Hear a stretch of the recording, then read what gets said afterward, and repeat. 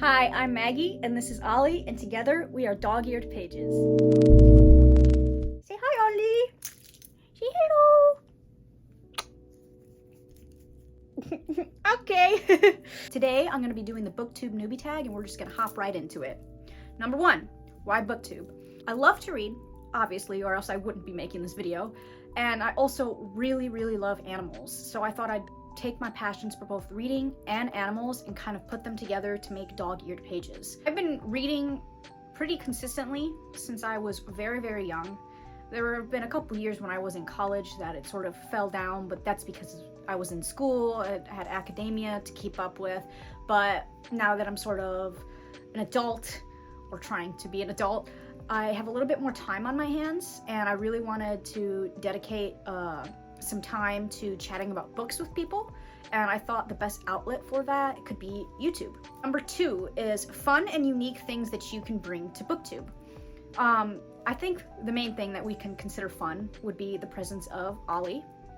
He's a joy to be around. He's really goofy, and I think that although it might not be super unique to sort of showcase a pet or an animal on a YouTube channel, I still think that it could be fun and relaxing and just stress-free to sort of show a loving animal on YouTube, which is exactly what I wanted to do with this little guy. He's a little bit over a year old. He's a Maltese Poodle mix, and he is really smart and really goofy. He likes to smile a lot, but that's partially because that he has an underbite. I hope you'll stay, and I hope you'll visit with us whenever you want. Ollie loves to have new friends, and he loves to watch me read, which is really odd. Sometimes he'll drop a toy on my book while I'm reading. He wants my attention. Oh, he's falling asleep in my arms. I think I'll put him down now. What I'm most excited for about this new channel is making friends and developing a community. I really love to chat with people and have a shared reading experience, so I do buddy reads a lot with a few friends that I have, but I think it'd be even more fun to share my thoughts with a broader audience and just sort of make friends, because I don't have a lot of in real life friends, and I'm working on that. My best friends are my dogs, which is nothing to be ashamed of, by the way. Number 3 is, why do you love reading? So I love reading because life can be really tough sometimes, and I think a really good way to escape some of those really harder times in life in a really healthy way is to read. You can escape into all sorts of different types of worlds. You can be in someone else's shoes, and you can leave behind all your other problems, even if you might be in this crazy fantasy world where there's war and there's tyranny and betrayal. They're not your problems, but hey, they're still really fun to read about. I also love reading because it sort of allows me to travel while not traveling, if that makes sense. The saying, a reader lives 1,000 lives, I feel like that really encompasses why I love to read. Even though I can't really travel myself or go places myself, I feel like I can travel when opening the first page to a really epic fantasy book. Number 5, so the book or series that got you into reading. I have 3 that I want to talk about. First off, I love Goosebumps. Goosebumps is amazing. This is one of the old original paperbacks for the original series, Welcome to Horrorland. This is just the one that I ended up picking up, but I loved Goosebumps when I was a kid. I used to read like 3 or 4 of these a day. They were amazing to read, really easy.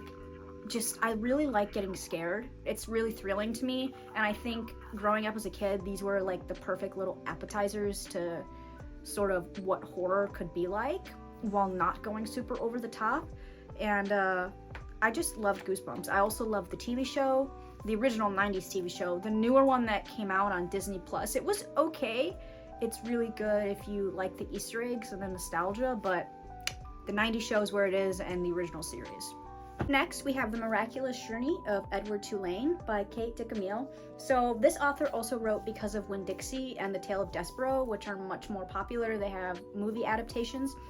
This one is a little bit of a hidden gem for her, but I really loved this book growing up. It was the first book that I read without the help of parents. They didn't read it to me, I read it on my own. and it's a really beautiful story about a porcelain rabbit whose owner loses him, and the rabbit has to go on a journey to find his owner again. And it's a journey that's both really fun, really adventurous, but also really emotional because you sort of understand what being alone feels like. And I think there's a lot of great life lessons in this book, especially for the age range that it's written in. The last book that I would say really got me into reading was Percy Jackson, The Lightning Thief. So this is just book 1, but I'm not even gonna really talk about this too much because everyone knows Percy Jackson. I mean, the TV show just started. It's just, if you love mythology, if you love fantasy, if you love coming of age stories, if you love found family, Percy Jackson, it really, really influenced me a lot. One of my majors is classics, so Greek and Roman studies, so you can really see how much that influenced me if I wanted to go on studying about Greek and Roman culture. Number 6 is, what questions would you ask your favorite booktubers? So first off, I want to kind of shout out my favorite booktubers, Elle from Elliot Brooks, and then Jessie from Jessie Reads. I love them. They're amazing. I love the videos that they make. I think that they have a really good community for their channels. It's really stress-free. There's no drama involved. It's simply a community where someone can talk about how much they love books. I would ask them, like, how long did it take them to get comfortable talking in front of a camera, because it's not something that I usually do. I don't really take photos too much of myself. I take a lot of photos of nature, not myself. So yeah, how long did it take for you to sort of get into a routine of making videos and talking to a camera? Number 7 is, what are some challenges that you feel like you have to overcome in starting a booktube channel? I feel like I said previously, talking to a camera is going to be super hard, but I feel like, you know, I'll get into a routine and I'll get used to the feeling of sort of talking to myself in a way. But another challenge that I think will be to just consistently put out videos. And the last challenge that I think is really important for pretty much any YouTuber is not to feel pressure, not to put pressure on myself, and to just have fun. Like, I don't want to feel the need to please anyone. I just want to be here and talk about books and make friends and show my dog. And that's all I want it to be. I think the biggest challenge is to have fun.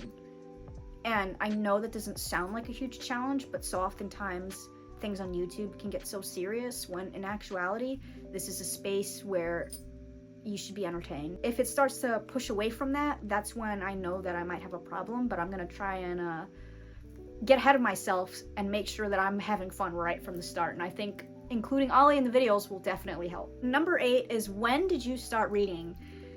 Honestly, I don't have like a specific time, but pretty much since forever. I was reading since a very, very young age. I mean, I remember going to the library and checking out books. I remember in the summer they would have like the reading competitions, and I even have like a few trophies. I'll have to find them one day, but of like, I would win awards for just reading. And to be honest, I think if all of us could win awards for reading and make a living off of just reading, I'm pretty sure we would all be rich, at least like the people in the booktube community. So yeah, I was reading since a very, very young age, and I just haven't stopped since. Number 9 is, where do you read? So I read in my room, which I'm in right now. I either read on my bed, or I sit on the floor and kind of put my back against the bed, and I'll have the book in front of me. I feel like sometimes if I'm in my bed, I might get a little bit drowsy, and I definitely don't want to fall asleep when I'm reading. That doesn't really happen to me, but sitting up helps me read better. It helps me focus more.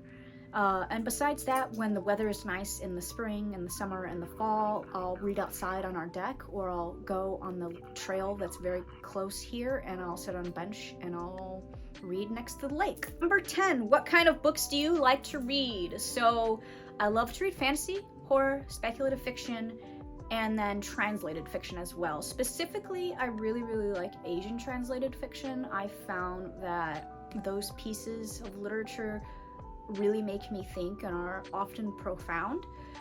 In terms of fantasy, I've just been reading fantasy since I could remember. I mean, I started with Percy Jackson, then I sort of went to Fablehaven.